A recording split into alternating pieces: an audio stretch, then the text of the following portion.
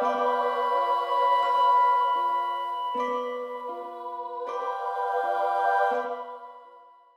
everyone, welcome to another Latari Elves player journal. This time I'm going to be looking at the army list I'm planning on taking my first couple of games. I've obviously unboxed all of the stuff, built everything. I caved and bought some more army boxes so I can get playing at a 200 point level straight away. I didn't want to keep everyone waiting for these videos. I want to try and push on, get an army built and painted and move on, try and explore the play style of them a little bit. So I ended up having to buy 3 army boxes because when you take out Elenia of Summer Song, so many points. Obviously, she's not usable multiple times.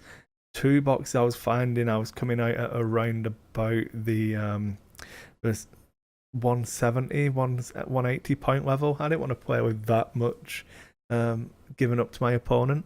So I bought an extra box and it gave me 3, and then this is a list I'm planning on taking. So as you can see, we have Elenia of Summer Song, and she has the Pack Leader Spear and the Ambush Predator. I think this is going to be a pretty common build for her. Definitely usable in different ways, but I'm going to explain the reasons behind this build.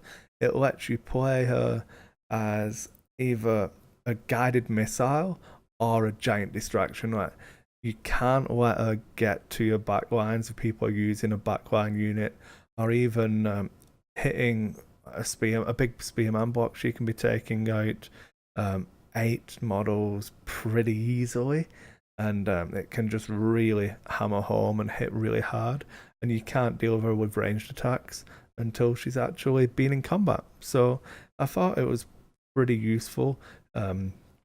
I'm interested to see exactly how she plays. I did like the idea of a more tricky, maneuverable one where you can use the different bank templates instead. But this is a build I wanted to go with to start, and I do plan on just using her to be a massive distraction.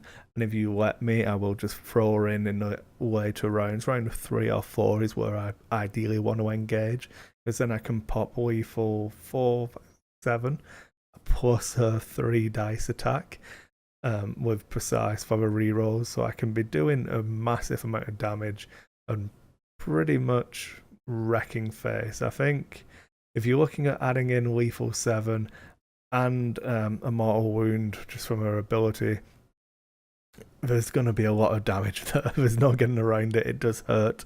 And if you're looking at a small support unit, you're going to take it off the table straight away, and then you get your Pack Leader Spear back. So I think she could really have a large benefit there. Then we have 2 units of Deepwood Archers. Let's bring those down. And they are both full-sized units, so 6 trays. And we've gone with the front line, I'm going to call it a tree man. I'll try and say it so everyone can have a good laugh. A frontline Amalian Scion. I don't know if that's anywhere near right. And rank discipline. The theory behind these is it's 2 blue dice, and I find the blue dice to be the most random. We already have precise 1. With the extras, you can start really guaranteeing your dice rolls with the rank and precise 2 effectively, I think. I'm hoping it stacks, or I've just messed up. You can pretty much get the number of rerolls you need to guarantee your damage.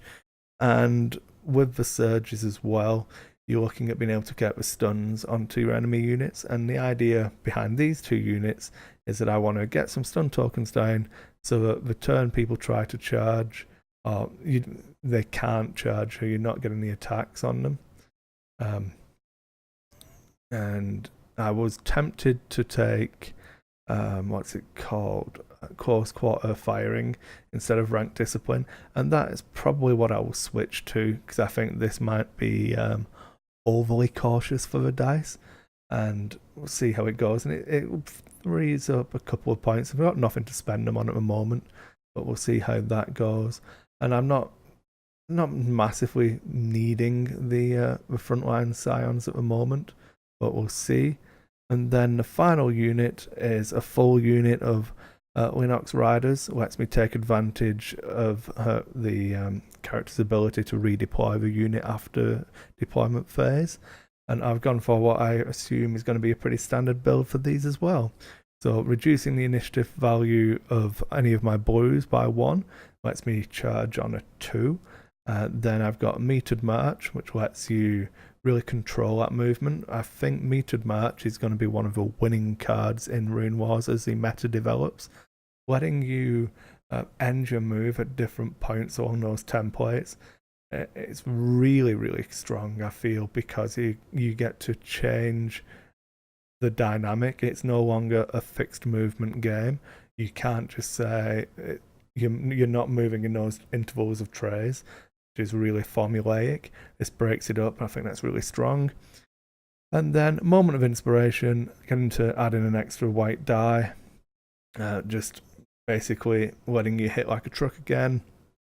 You get a 4 dice attack on the charge with impact 1, some decent surges. So these should be doing a good amount of damage as well. So there we have it. That is the first list I plan on playing. So the build for the 2 blocks of archers is probably the thing that's going to change the most, and I might try and free up some points somewhere to get the actual units of Scions. I don't know exactly how I'm going to do it, but it does interest me. I'm having fun thinking about it, and I hope I'm getting some games in tonight. If I do, I'll take the camera down with me and get some recordings. I'm not going to say it'll be brilliant quality, but I'm still trying to learn and develop it, so hopefully we'll get there at some point. But that's it. There's the army list. I'll make sure it's in the description and I will link it. This program I've been using is tabletopminiatures.com, and they have a really nice Queen army builder, so good work there. I will put a link to that in the description as well. Thanks for watching, everyone.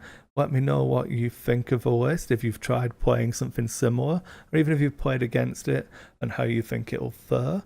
And leave any comments you can there, and just subscribe to the channel, like the video, share it. That's the biggest help you guys can be. And thanks for watching.